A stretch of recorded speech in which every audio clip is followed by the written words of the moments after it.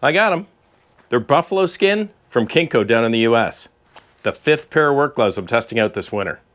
Welcome back to part 3 of my winter work glove series. In part 2, you'll recall I identified 5 pair of work gloves that I wanted to test out over this coming Canadian winter, all coming in large part from your suggestions out of part 1. Several of you, in fact a number of you, identified that you wear buffalo grain work gloves and that they can't be beat. So I reached out to a company called KINCO in the US, talked to the representatives there, and they sent me up this new pair of buffalo grain work gloves. They're lined for the winter, and in fact they were just released this year. It's one of their most updated and newest models. Today in part 3, I'm going to give you the specs and the rundown on this new pair of gloves, as well as an update on how the other ones have been performing over the last month and a half. Also have a couple more tidbits of information as it pertains to leathers and grains of leathers, things you should look out for when you're buying work gloves. I hope you'll stick around. You'll recall in part 2, I gave you the specs and the rundown on the other types of work gloves which I'll be testing this winter, and I'll do the same here today for this KINCO pair of buffalo hide gloves. This pair is part of their KINCO Pro line of gloves. It's model number 3104HKP. H is in Harry, K is in Kelly, P is in Paul. It's also part of their Hydroflector series, which has to do with water resistance or waterproofing. The gloves have a polyester spandex backing, and they're actually waterproofed with a membrane underneath, and the rest of the glove is all a buffalo hide. In fact, it's made out of water buffalo hide. It is a top grain glove, but it doesn't have any ANSI certifications. The grain itself is treated with a proprietary product they call Aquahide, and that gives it a water resistance. So the whole glove itself is considered water resistance, but the back of your hand is going to be waterproof. The glove is in fact a winter glove. It's lined. But unlike a lot of gloves we see that are usually using a 3M Thinsulate type product, this is a proprietary lining that they developed themselves, and what they call their heat keep insulation provides kind of a barrier to ensure that heat or cold don't translate in or out of the glove or the hand area. And it's very warm and very comfortable. It's also designed to help wick away any moisture that does get into the hand. And I have to say, although the temperatures have only reached around -20, -23 Celsius, it works. I have to say though, right out of the package, these were warm, comfortable, and have a really nice fit. What I found almost immediately is that it's not as bulky around the fingers as quite often a lot of other line gloves are. They fit very well. They're warm, comfortable, and one of the big things I noticed is the dexterity of my fingers right out of the package. No break-in period. Very comfortable, soft, easy to bend leather, and a nice spandex back I think allows that stretch around the knuckles. And given I've had just over a month to start working with these gloves through the winter, I wanted to identify a couple of notable features that the buffalo skin gloves from KINCO have that is not necessarily found in the other gloves. Let's take a look. One thing that you'll find in some of the quality gloves, and you'll find in these, is an elastic or some form of a band that will help to hold or grip around the wrist. In the wintertime, I think that's especially helpful. One, it keeps the glove in place, and two, it helps to ensure that heat does not escape or cold doesn't get into the glove. And they've got it. The second feature I found quite interesting because I didn't notice this in the other gloves until I started to look. One thing that KINCO Pro has done with this glove is you'll notice that there's no seam anywhere around the thumb. It's in the back of the thumb here. Whereas a lot of other gloves have seams. It's pretty standard, most gloves do. But I think one of the things that has added to the comfort of this KINCO Pro buffalo skin glove is it's a continuous skin. There is no discomfort or any type of a seam around the thumb area, which I think helps with dexterity. Interesting feature. The next feature I found kind of impressive about these gloves is that there are no visible seams except for this small seaming right here between your two middle fingers. Everything else is seamless, and it's seamed in fact around the back of the fingers and around the back of the palm. So there's nothing to rip when you're working with firewood or abrasive or difficult tools or equipment during the wintertime. Your fingers have no seaming, as does the thumb. Unlike some of the other gloves where you'll find seams on the facing or the palm facing or front facing part of your fingers. Not the best place for a seam. These particular work gloves I like because they have what they call hooded fingers, where the seams are around the back on the top of the fingers, which I think is a benefit, but they're still seamed on the front side of the finger. You may have also noticed the index finger is what they call a wraparound index finger. There's no seam all the way around until you get to the back side of the index finger, probably your most used finger. They call it a wraparound finger, and I like it. No other work glove I have has a wraparound finger. But it keeps, again, the seams to the back, away from the work area of your fingers. But here's where I got stopped and had to call KINCO again. You may recall from the last video, part 2, we talked a little bit about hides and different types of hides that you may want to look for on work gloves. And I also mentioned that you may want to particularly pay attention if you see a tag that says genuine leather.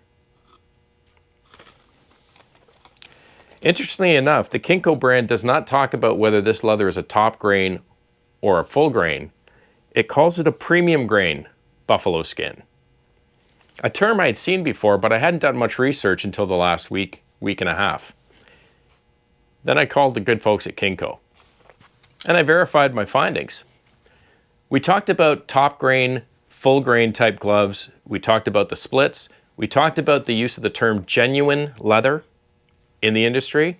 There's also a very common term in the industry for top grain leather, and that's the word premium.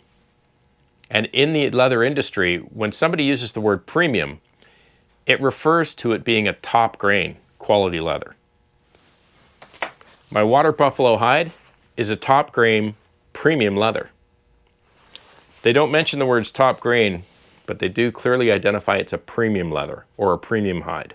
So although we discussed the point about the term genuine leather and something that you want to be careful with, if you see the word premium, that means it should be a top grain leather, which is an excellent leather for a pair of work gloves. So before wrapping up the video, I just wanted to spend a few minutes, let you know what I've experienced so far with these various different gloves I've been using over the last 4 to 5 weeks, including my new buffalo skin gloves. So let's start off with the pair of gloves that has so far surprised me the most. Keeping in mind we're at the end of December, got a long way to go, and the cold of the winter has not yet got here. To date, we've probably, for most of the period, been hovering just above or below freezing, 0 degrees Celsius or 32 Fahrenheit. We've had a number of days that have gotten as cold as -10, -17 degrees Celsius, which I think is around 0 to 2 degrees Fahrenheit. And the coldest day that I've been outside working is about -23, which is, I believe, somewhere around -10 Fahrenheit. The Showa 282s. Although several of you, in fact, a large number of you actually mentioned these gloves and this model number by name, when I first got them, I was a little skeptical. It was the cheapest pair of gloves out of all 5 of them, and they seemed very flimsy. They're dipped polyurethane, they're waterproof, in fact, they've got EN standards for waterproof and for heat retention, right down to -60 degrees Celsius, which I was kind of skeptical of. But as you've probably seen over the last number of videos, I've worn these numerous times, whether it's working the tractor, splitting firewood or gathering firewood, working with the chainsaw, in fact. And I have to say, I'm quite impressed. Despite the cold, for some reason, this small little felt liner actually keeps your hands reasonably warm. My fingers don't get frozen or tingling, and I think it has a large part to do with the fact that they're dipped and they're fully waterproof, so they're basically wind resistant as well. So when you're working outside, dexterity is very high because there's not much to them. They're waterproof, and where I find I like them the most is when I'm working on the tractor, whether I'm greasing or lubricating something, or you're working in a dirty or grimy area or grimy project, because when you're done, you just grab a rag and you can wipe all the grease or the lubricant off. Unlike some of the hides that you'll use or any of the skins where grease or lubrication will actually soak into the hide. The Commanders from Watson here in Canada. This is that pair of gloves that has the highest impact rating or ANSI standard rating. Really like them a lot. They fit really nice. Really soft synthetic material, if you'll remember. They're very, very warm though. 2 things about these gloves. This is not a pair of gloves you want to wear in around 0 or any type of positive temperatures, because your hands get hot really, really fast. But they work great in negative 20 degrees Celsius. Nice and toasty warm. The second thing about them, which kind of dawned on me after I had a discussion with one of our subscribers recently who bought a pair, is that although the dexterity is very good, you still find that when you're trying to bend fingers or you're trying to curl your fingers, there's a little resistance there. It's the D30, the impact resistant padding on the back, tends to hold your finger back just a little bit. Still very pliable, reasonable dexterity, or in fact reasonable to good, but there's a little more effort when you really curl your hands. I think that's to be expected. This proprietary Thinsulate with the aluminum shields inside your hand though, they'll keep you warm. So far. These goatskin gloves, again from Watson here in Canada. As I mentioned before, a general kind of all-around winter work glove. They're reasonably warm, Thinsulate inside, and it's an untreated goatskin. So although they keep your hands warm, if you get too much into the snow and the slush, they'll soak up the water pretty quick, just like many other work gloves. But otherwise, good dexterity, a little heavier, a little more material around the finger area than I usually like. But other than that, they're performing fine. I have yet to try them on firewood though. And these KINCO Pros that I got a few weeks ago from the US, the buffalo grain skin, so far I really like them a lot. I've yet to try them with firewood, but you've seen me using them in other different types of applications in the last few videos. High dexterity, soft, very form-fitting, and warm. Just as a quick update, you won't see them today. The DeWalt gloves that I showed you on the last video, still not too happy with them. I think it's probably a good summer or fall or spring type of a work glove, but even with the liners in them, they do not keep your hands very warm, even though they claim to be a cold weather glove. And they're a little bulky and not very form-fitting. Not too happy with them. But all in all, so far it's early on in the season, but that's just a quick update on the gloves. They haven't had a big workout yet, and we have not hit some really good negative 30, negative 35 degree temperatures. But I'm looking forward to seeing how these things perform after we get them through a lot more abrasive activities and a lot colder and wet weather. So hey, just one last thing. I know a number of you have already mentioned that you've bought some of these 5 gloves, and hopefully it's just for your own testing, because I've made no recommendations on which ones are performing and how well they're performing yet. It's kind of early in the winter. I'm starting to get my early favorites though, I have to be honest. Thanks a lot for sticking around with me today. I hope you enjoyed it. Please be kind to one another. Have a very happy new year and all the best of success and happiness to you and your families for 2022. I'm Gord Potter, and you've been watching GP Outdoors. Cheers.